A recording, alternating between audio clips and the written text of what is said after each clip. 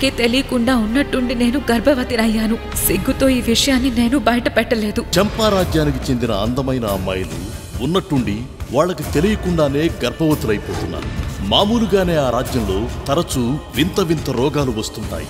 అలాంటప్పుడు పక్క రాజ్యం నుండి వైద్యులను పిలిపించి చికిత్స చేయించి ప్రజలను కాపాడుకునేవారు. కానీ ఈసారి మాత్రం చాలా విచిత్రమైన సమస్య చోటు చేసుకుంది. అందమైన అమ్మాయిలు రాత్రి వేళల్లో ఇంట్లోంచి మాయమైపోయి తెల్లారలోపు పొలిమేరలో ఉన్న చింత చెట్టు దగ్గర కనుగుడ్లు పైకి లేపి మరీ నాకందం తగ్గకూడదు అని భీకరంగా జపిస్తూ చివరికి అలసిపోయి స్పృహ తప్పి పడిపోతున్నారు. సంబంధీకులు వాళ్ళని ఇంటికి తీసుకెళ్లి పసుపు నీళ్లు తాగిస్తే కానీ కోలుకోవడం లేదు. అంతటితో ఆగకుండా సరిగ్గా 2 రోజుల తర్వాత ఆ అమ్మాయిలందరూ విపరీతమైన వాంతులు చేసుకుంటూ నీరసపడిపోయేసరికి పక్క రాజ్యం నుండి వైద్యుల్ని తీసుకొచ్చి పరీక్ష చేయగా ఆ అమ్మాయిలు గర్భవతులని తీర్మానించారు. ప్రజలందరూ అయోమయంతో ఈ సమస్యను ఆ రాజ్యాన్ని పరిపాలించే చంపా మహారాణి దగ్గరకు తీసుకెళ్లారు.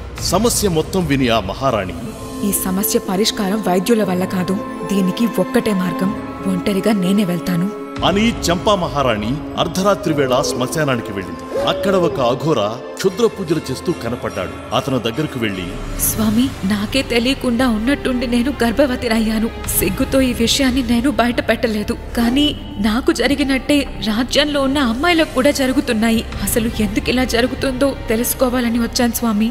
నీకు తెలియకుండా నువ్వు గర్భవతివై అయ్యావంటే కొంచెం ఆలోచించాల్సిన విషయమే అని ఆ అఘోరా దివ్య దృష్టితో ఆలోచించి చివరికి ఒక పళ్ళెంలో అంజనం వేసి మూల కారణం వెతికాడు. అంజనంలో ఒక అమ్మాయి కళ్ళు మూసుకుని ధ్యానం చేస్తూ కనపడింది.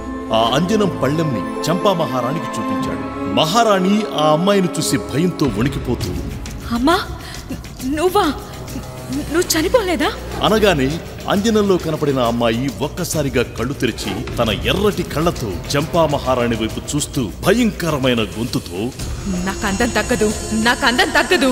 అది చూసిన అఘోరాకి కోపం వచ్చి చంపా మహారాణి వైపు కళ్ళెర్ర చేసి, మహారాణి, మీరు తప్పు చేశారు.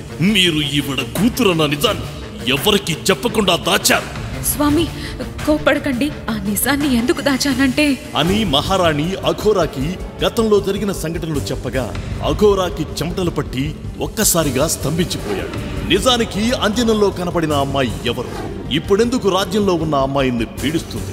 అమ్మా, నువ్వింకా చనిపోలేదా అని చంపా మహారాణి ఎందుకు అడిగింది? చివరికి అఘోరాకి చెమటలు తెప్పించిన చంపా రాజ్యంలో జరిగిన ఆ సంఘటనలు ఏంటి తెలుసుకోవాలి అంటే ఇప్పుడే డౌన్లోడ్ చేసుకోండి పాకెట్ FM.